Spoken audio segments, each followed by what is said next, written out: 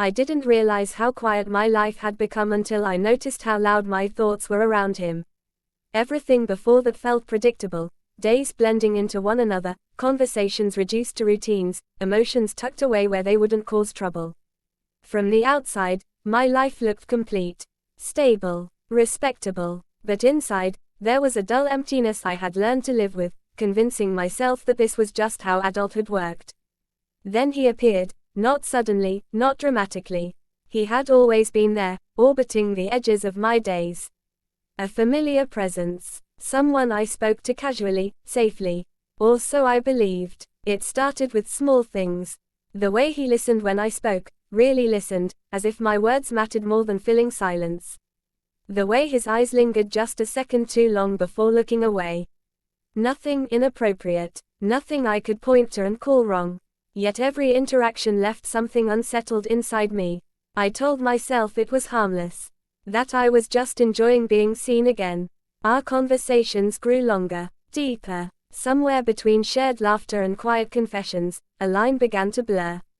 He asked questions no one had asked me in years, about my dreams, my regrets, the parts of myself I'd slowly buried. And without meaning to, I answered honestly. That should have been my warning. Sometimes, after we parted ways, I replayed our conversations in my mind. Not because of what was said, but because of what wasn't. The pauses, the unspoken understanding, the feeling that something hovered between us, unnamed but undeniable. At home, everything felt heavier by comparison. Words felt forced, smiles felt rehearsed. I started noticing the distance I had once ignored, and the guilt that came with noticing it. I wasn't doing anything wrong, I reminded myself. I was just talking, just feeling. Still, I found myself looking forward to the next time I'd see him. There were moments when our hands brushed accidentally, sending a quiet shock through me. Moments when silence stretched too long, charged with something dangerous. Each time, I pulled back, physically, emotionally, afraid of what acknowledging it might mean. But denial has a way of weakening when attention feels like oxygen. Late at night, I caught myself wondering what he thought of me when I wasn't around. I hated those thoughts. I welcomed them, both at once. It felt like standing at the edge of something I couldn't name, knowing that stepping forward would change everything. I told myself boundaries still existed. That as long as nothing happened, nothing was happening. Yet deep down, I knew the truth long before I admitted it.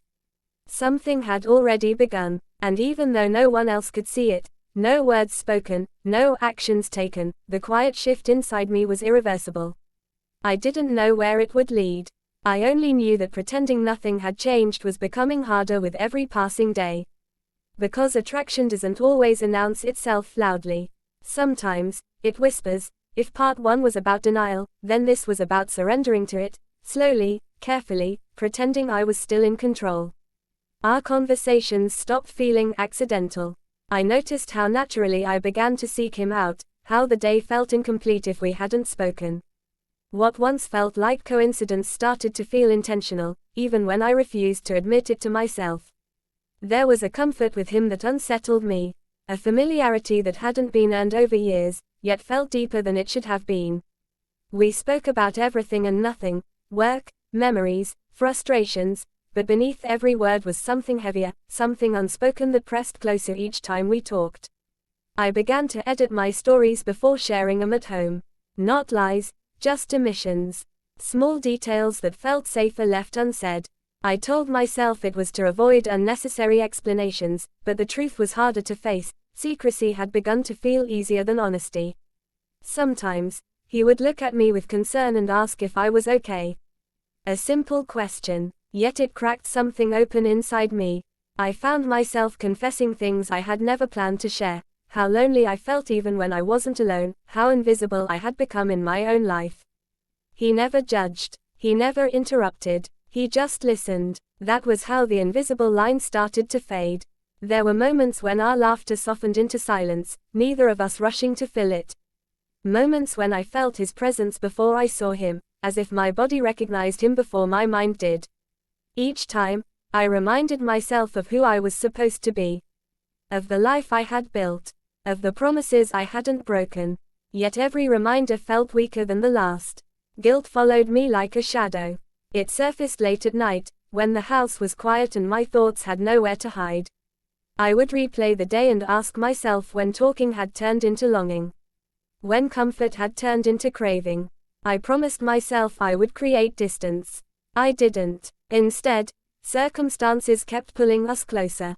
Longer conversations, shared moments that felt too personal to explain away. The world around us faded whenever we were together, as if we existed in a space untouched by consequences. There were almost moments, times when I should have stepped back but didn't. When his voice lowered, when my heart raced for reasons I refused to name. Each time, I walked away shaken, convincing myself that restraint still counted as innocence. But restraint doesn't erase intention. The night everything changed didn't arrive dramatically. It crept in quietly, disguised as another ordinary moment. Plans made without thinking, time stretching longer than it should have, a door closing that didn't need to. As I stood there, aware of how close we were, emotionally, dangerously, I felt the weight of every choice that had led me there. I could still turn back. I knew that, yet part of me already understood something terrifying. The lines had been crossed long before that night arrived. All that remained was to face what crossing them truly meant. The night didn't feel dangerous at first. It felt quiet, ordinary, almost safe. We were alone, but not in a way that immediately alarmed me. I told myself it was temporary, circumstantial, nothing more than time passing without supervision.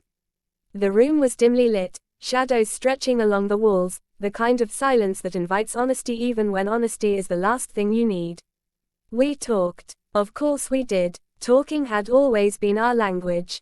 But something was different. The pauses lasted longer. Our words felt heavier, as if each sentence carried a question neither of us dared to ask. I could feel the tension sitting between us, thick and undeniable, and with every breath it grew harder to pretend it wasn't there. He stopped mid-sentence at one point, as if realizing something too late. I remember the way he looked at me then, not with confidence, not with certainty, but with restraint pushed to its edge. It scared me how much I understood that look. I should have spoken. I should have created distance, named the boundary before it disappeared entirely. Instead, I stayed silent, my heart racing louder than the room around us. When he finally spoke again, his voice was softer. Honest in a way it had never been before. He didn't say anything reckless or dramatic, just the truth, quietly, like a confession he'd been holding back for too long. He told me how hard it had become to ignore what he felt. How pretending nothing was happening had started to feel like lying. That was the moment I realized how close we were to something irreversible. Inside, a war broke out. Every promise I had ever made stood against the pull of the present moment. I thought about the life waiting for me beyond that room, about the version of myself I believed I was. I thought about walking away. But desire doesn't always shout. Sometimes it waits patiently until exhaustion does the work. When he moved closer, it wasn't sudden. It was careful, hesitant, as if giving me every chance to stop it. I didn't. That choice, or lack of one, echoed louder than anything that followed. What happened next didn't need words. It didn't need detail. It existed in the space where control finally slipped, where emotion overpowered reason. The world narrowed until there was only the weight of the moment and the knowledge that crossing this line would change everything. And it did. Almost immediately, guilt rushed in, sharp and unforgiving, but it arrived too late to prevent anything. I felt it settle into my chest even as the night continued, a reminder that whatever comfort I had found came at a cost I couldn't yet measure. When it was over, silence returned. He looked at me as if searching for something, regret, reassurance, permission to feel relieved. I couldn't give him any of it. I barely recognized myself. That night didn't end with clarity or closure. It ended with the understanding that there was no going back. Because once you cross a certain line, even unintentionally, you don't just step into a new moment. You leave an old version of yourself behind. Light filtered through the curtains as if nothing had happened, as if the night hadn't quietly dismantled everything I thought I understood about myself. I lay awake longer than I should have, staring at the ceiling, listening to the world resume its rhythm while mine remained fractured. We didn't speak much before parting. There was nothing left to explain, only the unspoken awareness of what we had done and what it meant. When I finally left, the air outside felt heavier, sharper, like it was reminding me that reality was waiting. Going back to my normal life felt like stepping into a performance I hadn't rehearsed for. Familiar spaces suddenly felt foreign. Conversations sounded distant, like they were happening to someone else. I nodded when expected, smiled when necessary, but inside, my thoughts spiraled. Guilt followed me everywhere. It crept into quiet moments, while washing my hands, while sitting alone, while lying beside someone who trusted me. Every small gesture felt loaded, every glance unbearable. I wondered if the truth was visible on my face, if betrayal left a mark only the guilty could see. Sleep became restless. When I closed my eyes, fragments of the night replayed, not with longing, but with confusion. I questioned everything. Had it meant something? Had it been a mistake? Or had it revealed a truth I had been too afraid to face before? He didn't reach out right away. Neither did I. That silence spoke louder than any message could have. It told me this wasn't a beginning, it was a fracture.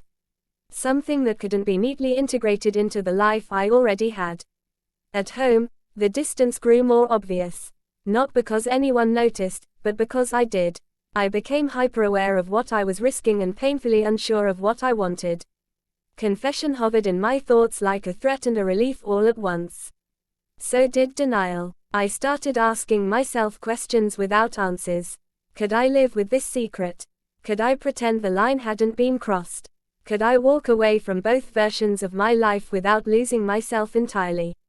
There were moments when I considered seeing him again, just to talk, just to understand, but I knew that was a lie I'd already told myself once.